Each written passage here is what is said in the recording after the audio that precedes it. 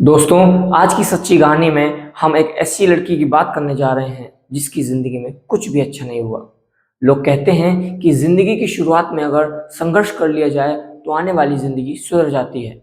संघर्ष से व्यक्ति गरीबी से उठकर अमीरी में पहुंच सकता है, लेकिन इस लड़की की जिंदगी दुख से शुरू हुई और दुख में ही खत्म हो गई। चलिए जानते हैं क्या है पूरी घटना। नमस्कार, मैं हूं ऋतिक और आप देख रहे हैं मधुबाग। ये सच्ची घटना मेरठ की है, जहाँ की रहने वाली सपना और ममता दो बहनें हैं। ममता बड़ी है और सपना छोटी। ममता जब 9 साल की थी तभी अचानक उसकी माँ की मृत्यु हो गई। सपना उस समय 6 साल की थी।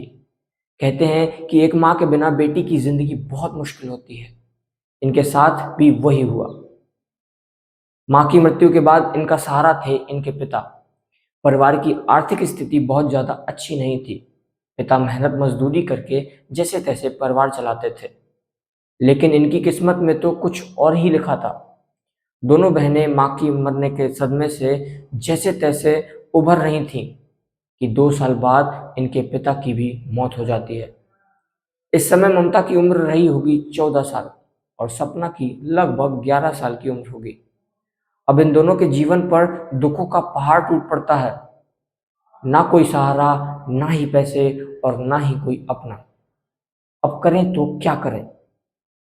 किसी तरह दोनों ने अपने आप को संभालना शुरू कर दिया।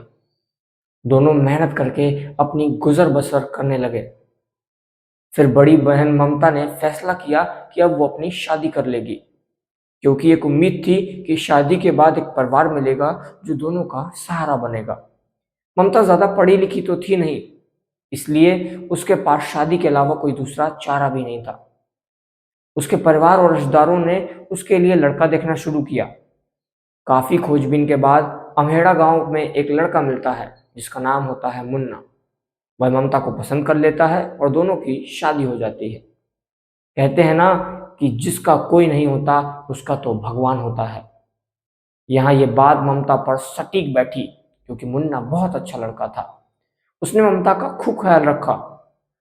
उधर सपना अकेली रह गई थी, क्योंकि ममता के अलावा उसका कोई था ही नहीं। तो ममता और मुन्ना ने मिलकर निर्णय लिया कि क्यों ना हम लोग सपना को अपने ही साथ रख लें। यही सोचकर दोनों लोग सपना को अपने घर ले आते हैं। सपना अपनी दीदी और जीजा के साथ घर में रहने लगती है। ये लोग खूब अच्छे से उसका ख्याल रखते हैं। सपना को एक परिवार मिल जाता है। सपना को भी लगा कि चलो, बचपन में जो दुख की घड़ियां थी वो धीरे धीरे अब गुजर रही हैं और सुख की घड़ियां आगे आ रही हैं। इधर सपना जब शादी के लायक हो गई तो उसकी दीदी और जीजा ने सोचा कि अब इसकी भी शादी करवा दी जाए। वो लोग उसके लिए रिश्ता देखना शुरू कर देते हैं। कुछ समय तक खोजबीन के बाद एक लड़का मिलता है जिसका नाम रविशंकर जाटव होता है। दोनों एक दूसरे को देखते हैं। सपना देखने में खूबसूरत थी तो रविशंकर जाटव को पसंद आ जाती है। रविशंकर जाटव का परिवार भी सपना को पसंद कर लेता है। जब दोनों परिवारों की रजामंदी हो जाती है, उसके बाद फाइनली जनवरी 2025 में सपना और रविशंकर की शादी हो जाती है। शादी होने के बाद सपना हंसी खुशी जीजा के घर से अपने ससुराल पहुंचती है। वहां पे अपनी तमाम गृहस्थी की जिम्मेदारियां संभालने लगती है। सभी चीजें बिल्कुल बढ़िया चल रही थी। शादी के बाद सपना प्रेग्नेंट हुई। ये खबर सुनकर उसके ससुराल वाले और उसकी दीदी जीजा सभी बहुत खुश होते हैं। रविशंकर भी बहुत खुश था। इसके बाद कुछ दिन तक सब ठीक चलता है, लेकिन वक्त बीता और पति पत्नी में अनबन शुरू होने लगी। दोनों किसी न किसी बात पर लड़ाई झगड़ा कर लेते हैं। जब इनका लड़ाई झगड़ा ज्यादा बढ़ा तो बात परिवार तक पहुंची। उसकी दीदी ने जब उस लड़ाई झगड़े का कारण पूछा तो उसने अपनी दीदी को बस इतना बताया कि उसका पति अक्सर डांटता फटकारता है और हाथ वाथ भी उठाता है। लेकिन लड़ाई का असली मुद्दा क्या है ये दोनों ने ही किसी को नहीं बताया। शुरुआत में परिवार वालों को लगा कि ऐसे लड़ाई झगड़े तो अक्सर पति पत्नी में हो जाते हैं, समय के साथ सब ठीक हो जाएगा। लेकिन जब इनकी लड़ाई बढ़ती ही गई, तब सपना से उसकी बहन ममता ने कहा कि तुम प्रेग्नेंट हो और तुम्हारा पति मारता पीटता है। एक काम करो, तुम यहीं चली आओ, क्योंकि बच्चे पे बुरा असर पड़ेगा। तो सपना को भी ये बात ठीक लगी। वो अपनी दीदी के घर चली गई। यहाँ आकर उसकी रविशंकर से फोन पर कभी कभार बात होती थी। बीच बीच में कुछ दिन के लिए वह ससुराल भी चली जाती थी। जुलाई महीने में सपना अपने ससुराल गई और वहां से 26 जुलाई को अपनी दीदी के घर वापस आई। सपना की प्रेगनेंसी को लगभग 6 माह हो चुके थे। 2 अगस्त को सुबह 7 बजे सपना के पास उसके पति का फोन आता है। वो कहता है कि मुझे रात में डरावना सपना दिखाई दिया, इसकी वजह से मेरा मन नहीं लग रहा, मैं तुमसे मिलना चाहता हूँ। और सपना से यह भी पूछता है कि मैं घर आऊंगा तब घर पर कौन कौन रहेगा। तो सपना बताती है कि जीजा काम से बाहर जाएंगे और दीदी को भी कोई काम है, तो घर पर मैं अकेली ही रहूंगी। इसके बाद रविशंकर सपना से मिलने के लिए निकलता है और सुबह करीब 9 बजे अम्हेड़ा गांव पहुंच जाता है।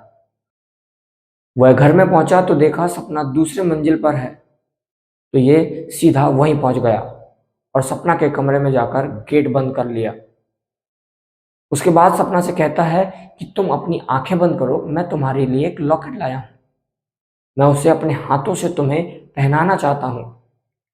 सपना अपनी आंखें बंद कर लेती है और मन ही मन बहुत खुश होती है कि अब मेरा पति सुधर गया है और मेरे लिए लॉकेट भी लाया है।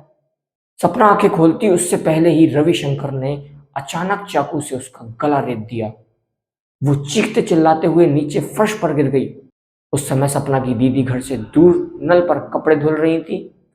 सपना के चीखने की आवाज सुनकर उसकी दीदी और आसपास के लोग भागकर ऊपर पहुंचे और गेट खुलवाने की लाख कोशिश की, लेकिन गेट नहीं खुला। रविशंकर उस पर चाकू से वार पर वार करता रहा और सपना अंदर से लगातार चीखती चिल्लाती रही, आवाजें लगाती रही। हर एक आवाज के बाद उसकी आवाज धीमी होती गई। 20 से 25 मिनट में उसने सैकड़ों बार चीखें मारी, लेकिन दरवाजा इतना मजबूत था कि कोई उसको तोड़ नहीं पाया। 25 मिनट बाद पूरा कमरा शांत हो गया। रविशंकर उसकी हत्या कर चुका था और हत्या करने के बाद खुद पुलिस के पास फोन भी करता है।